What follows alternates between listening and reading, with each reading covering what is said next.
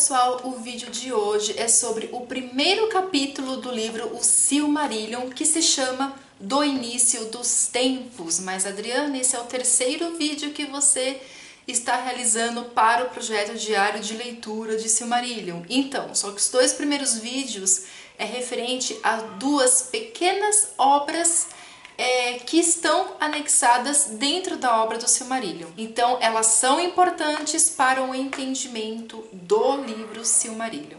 Então, vamos lá. O livro já começa nos dizendo que houve uma guerra, uma grande batalha, mesmo antes de Arda ser formada, mesmo antes de alguém habitar, de caminhar na Terra. E alguns espíritos vieram auxiliar os Valar que estavam ali dentro de uma batalha. E nisso apareceu aqui em Arda um senhor dos Valar que nós estudamos, né? É mais ou menos isso, né? Estudamos sobre ele no vídeo passado, que é o grande senhor do vento.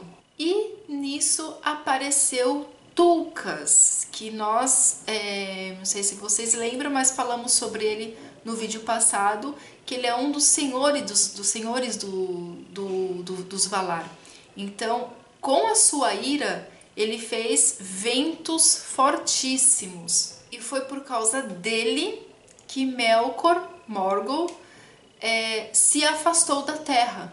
Ele acabou, assim, criando um ódio, uma ira imensa por Tulkas. Então, nesse período, os Valar acabaram trazendo paz, né, para a terra, para a natureza, para as montanhas, para os mares. E nisso, Yavanna, que é uma das rainhas dos Valar, ela acabou que ela é a portadora das sementes, né? Então, ela acabou plantando, né, colocando as suas sementes pela terra. Depois, nós temos o Aule, também um senhor dos Valar, que trouxe lamparinas para a terra, porque ela estava muito escura, então ela precisava de iluminação.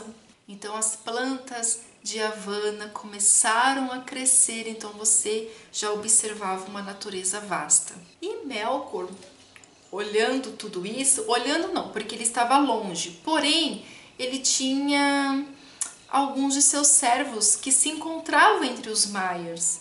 Eles estavam ali, então eles acabavam contando tudo o que estava acontecendo para Melkor.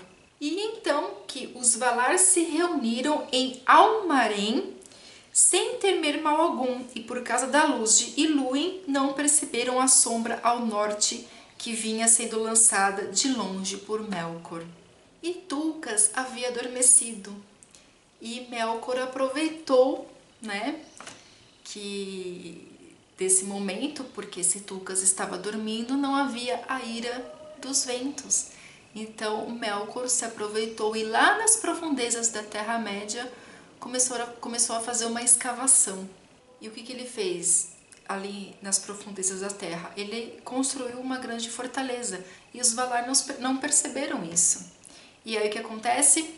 Ele acabou com a primavera. Então ele narra que os seres verdes adoeceram e apodreceram, os rios foram obstruídos por algas e lodo, criaram-se pântanos repelentes e venenosos, criatórios de moscas, as florestas tornaram-se sombrias e perigosas, antros do medo, e as feras se transformaram em monstros de chifre e marfim e tingiram a terra de sangue. Claro que depois os Valar perceberam que isso era obra de Melkor e foram atrás dele. E haviam sido criados torres de iluminação, e Melkor destruiu todas. E isso fez com que todo aquele projeto dos Valar que eles construíram durante tanto tempo, com tanto amor, com tanto carinho, foram destruídos. E depois disso tudo, eles nunca mais conseguiram reconstruir como era antigamente.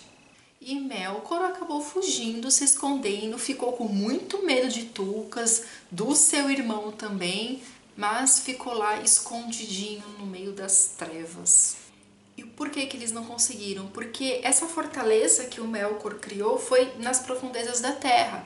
E por mais que esses senhores, que essas rainhas tinham um domínio da terra, para destruir essa fortaleza, eles estavam arriscando o próprio planeta, eles poderiam destruir o próprio planeta. Então eles não tiveram como agir. Então os Valar acabaram partindo para a Terra-média porque acabou tudo, eles não tinham mais onde ficar. Por trás das muralhas de Pelori, que você encontra no mapa, os Valar estabeleceram seu domínio na região chamada Valinor. Então foi aqui que eles acabaram se instalando. E ali ficaram suas casas, seus jardins, suas torres.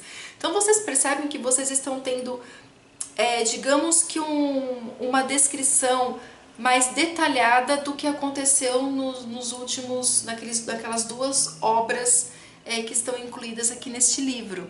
Ali você tem mais aquela questão da criação, você não tem tantos detalhes do que aconteceu. Esse primeiro capítulo você tem o detalhe, ok? Então só para vocês, né, não ficarem confusos. Então nesse território os Valar acumularam enorme quantidade de luz e tudo de mais belo que fora salvo da destruição. Então tudo que eles conseguiram salvar, né, eles salvaram. Então, os imortais ali habitavam e tudo foi sendo reconstruído. Então, foi criada várias mansões ali em Valinor, montanhas, e Yavanna que consagrava tudo isso. Então, aqui, lá na página 31 dessa edição, você tem toda uma descrição de como essas coisas começaram a crescer e etc. Ele tem uma passagem muito interessante que fala o seguinte: sobre a colina surgiram 2 brotos esguios, e o silêncio envolveu o mundo naquela hora. Nem havia nenhum outro som, que não o canto de Yavanna. Em obediência a seu canto, as árvores jovens cresceram e ganharam beleza e altura, e vieram a florir. E assim surgiram no mundo 2 árvores de Valinor, que é chamada de 2 árvores de Valinor. De tudo que Yavanna criou, são as mais célebres, e em torno de seu destino são tecidas todas as histórias dos dias antigos. Então, aqui tem uma descrição de como eram essas árvores. Então, uma tinha folhas verdes escuras, que na parte de baixo eram como prata brilhante, e de cada uma de suas inúmeras flores caíam sem cessar um orvalho de luz prateada, e a terra sobre sua copa era manchada pelas sombras de suas folhas esvoaçantes. A outra apresentava folhas de um verde viçoso, como a da faia recém-aberta, orladas de um dourado cintilante. As flores balançavam nos galhos em cachos de um amarelo flamejante, cada um na forma de uma cornucópia brilhante, derramando no chão uma chuva dourada. Então, a primeira árvore que eu narrei para vocês se chama Teuperion e a segunda era Simpion. Mas assim, existia vários nomes para essas árvores, em cada local havia um nome. Então, isso que é o difícil, gente, dessa obra, porque você está lendo um capítulo, aí aparece o nome dessa árvore e você fala, que nome é esse mesmo? Porque tem vários nomes para essas 2 árvores, então, né? Aí você se confunde. E elas eram 2 árvores sagradas extremamente importantes para todos que ali habitavam. E os Valar raramente ultrapassavam as montanhas para a Terra-média, eles sempre ficavam ali, porque ali estava gerando o amor, o carinho, a perseverança, a paz, então vamos ficar por aqui mesmo. Os Noldor, que é uma raça de elfos, que ele aparece no vídeo anterior, que eu fiquei um pouco perdida, não sabia exatamente quem eles eram, mas é uma raça de elfos. E Aulë, que é um dos senhores dos Valar, aparece aqui que ele aprendeu muita coisa com eles, com esses elfos, porque eles eram extremamente habilidosos. Então ele aprendeu línguas, aprendeu textos, figuras bordadas, desenho, entalhe. Foram também os Noldor, né, esses elfos, os primeiros a aprender a criar pedras preciosas, e as mais belas de todas as gemas foram as Silmarils, que estão perdidas. Então esses Noldor são elfos que criaram as gemas, as Silmarils, que aqui já menciona que elas estão perdidas. E nós temos aqui o Manwë, que é o supremo e o mais sagrado dos Valar.